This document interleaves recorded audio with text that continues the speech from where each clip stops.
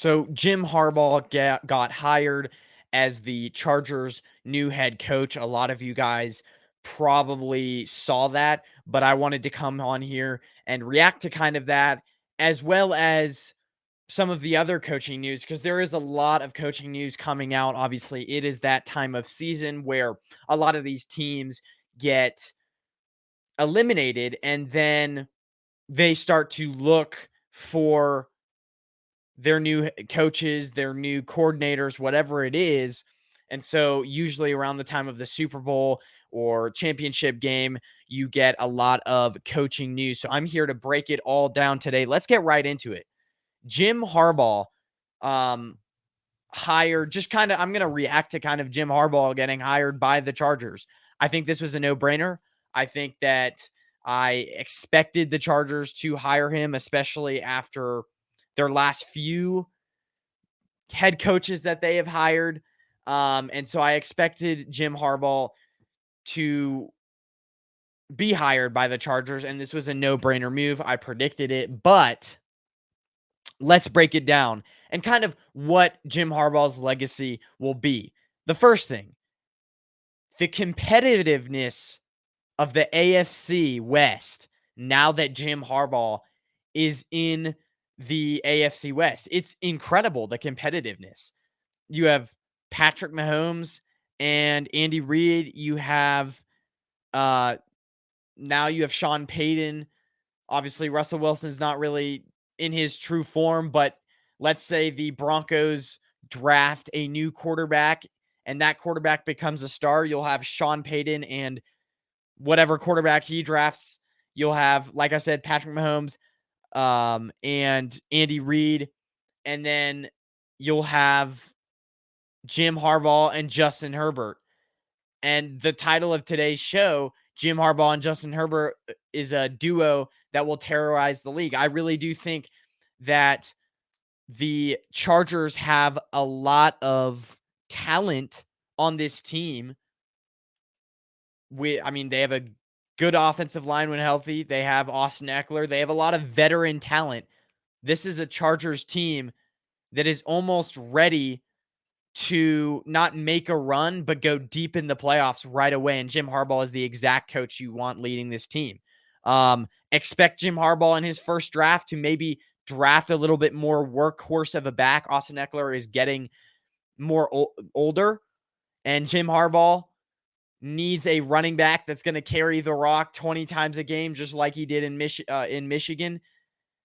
This is going to be a duo with Justin Herbert and Jim Harbaugh that's going to be very fun to watch. And it's going to bring even more competitiveness to the AFC, which is incredible. I also want to talk about his legacy if he wins in the AFC West.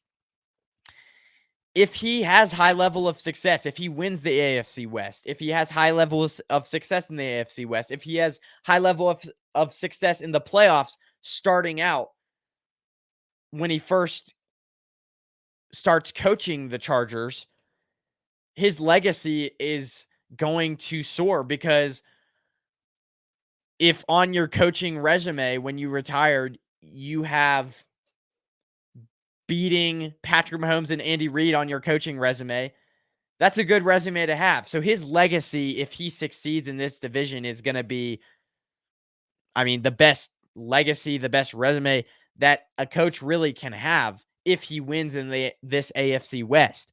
I also want to bring up kind of a interesting stat that I had. Jim Harbaugh's QB history, his coaching QB history.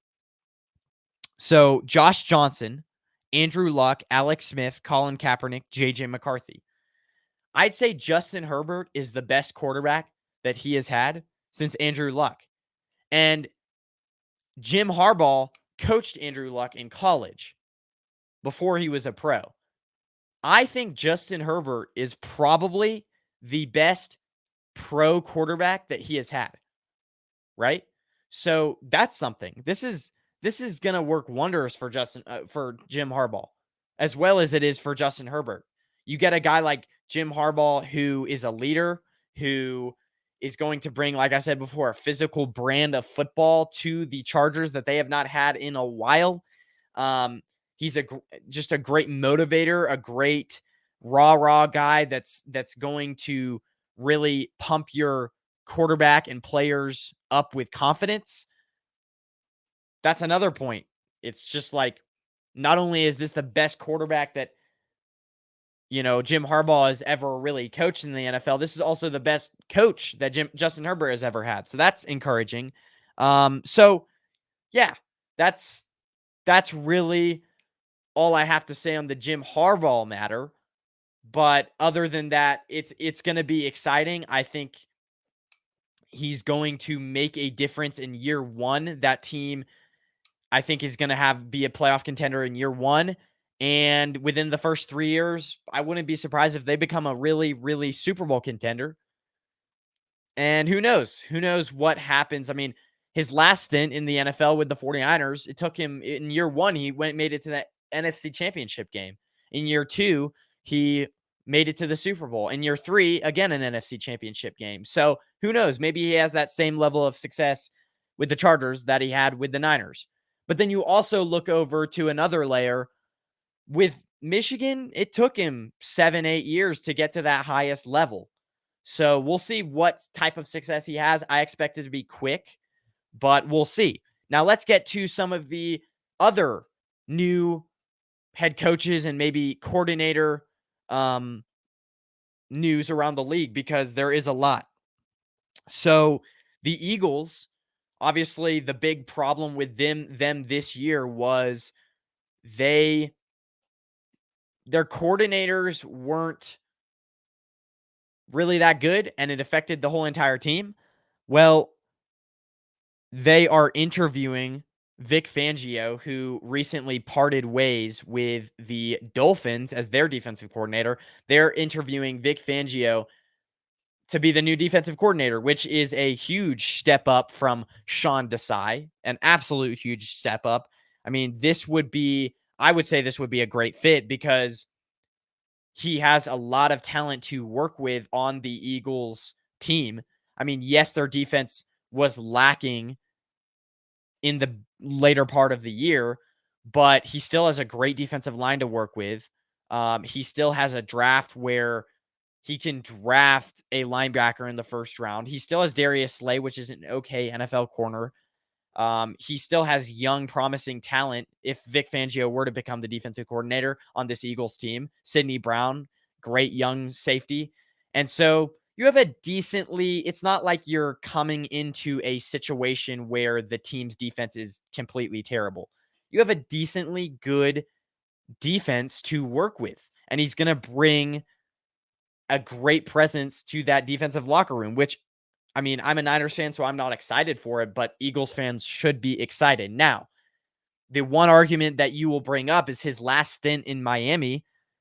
The Dolphins were 22nd in scoring allowed, with 391 points allowed throughout the whole season. That's 22nd, that's bottom 10 in the league. And so that argument can be brought up for him, but the one rebuttal that I will have, the reason why the defense gave up so many points on the Dolphins last year, is there was a ton of injuries. And though they gave up a lot of points, the Dolphins still had a ton of talent on that defense, and that talent really flourished. You talk about guys like David Long, linebacker David Long for the Dolphins. He was first amongst all linebackers with the highest PFF rating, 92.2 against the run. Javon Holland was the highest graded PFF safety this last year. So those are two guys that really were standouts in this Dolphins defense that Vic Fangio made better. He made them better. And so I think Vic Fangio will bring, the Eagles' run defense wasn't great. This last year was actually bottom 5 in the league. He's going to bring he's always in his career, you look back at his numbers, he's been very good against the run. He's going to bring that defensive presence against the run, and we'll see what he can do. Other coaching news. I'm going to quickly run through these quick. The Panthers bringing in a flurry of coaches interviewing a flurry of coaches.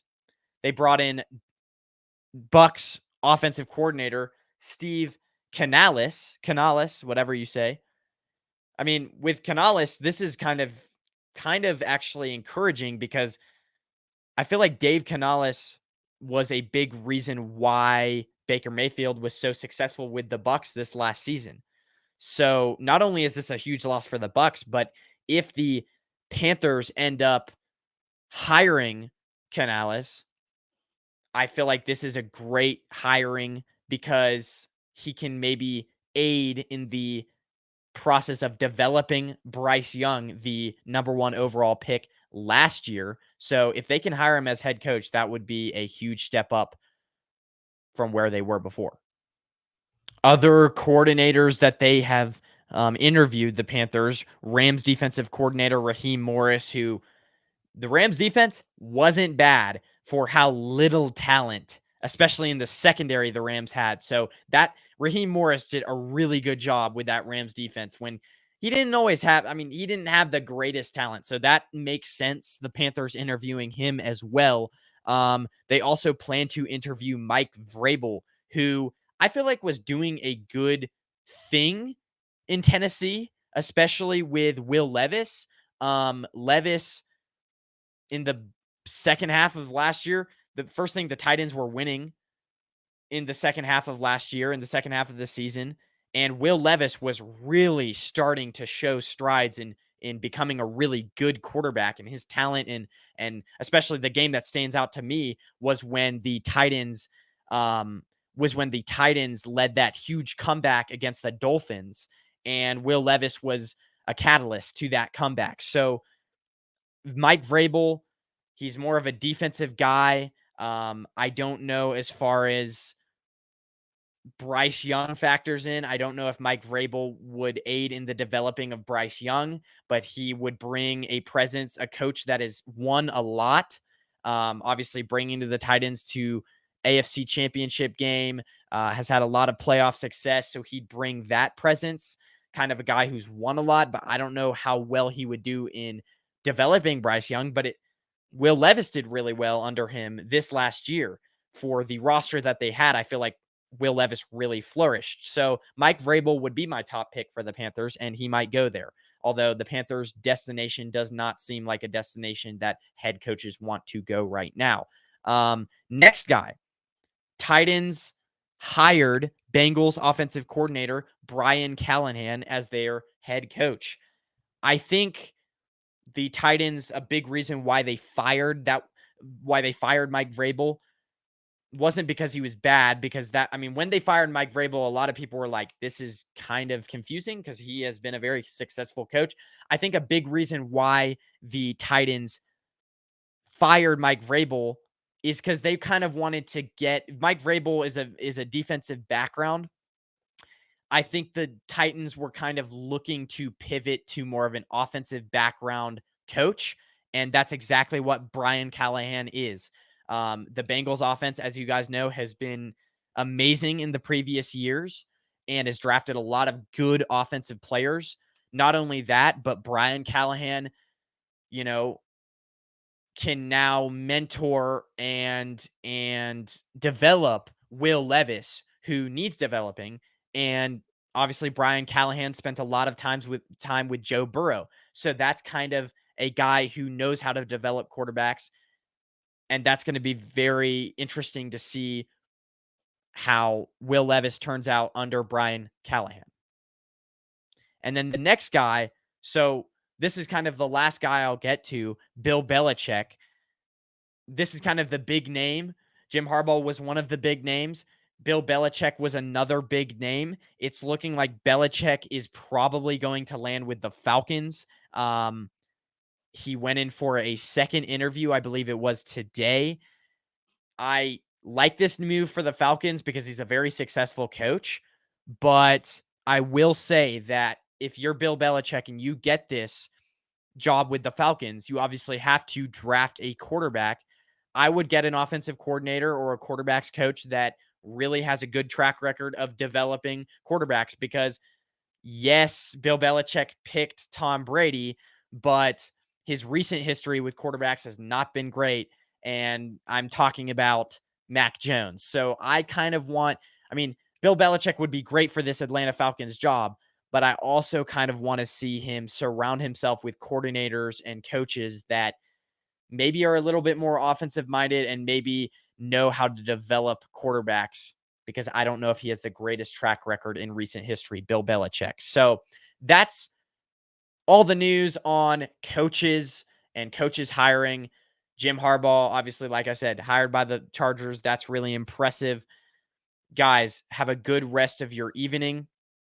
Um, the Niners play Lions NFC Championship this Sunday. So, and by the way, I want to quickly announce that I'll be going live for a post-game show with another 49ers fan, which I will reveal later on in the week. But come and catch me live if you guys want to join the live show that will be going on after the 49ers play the Lions on Sunday.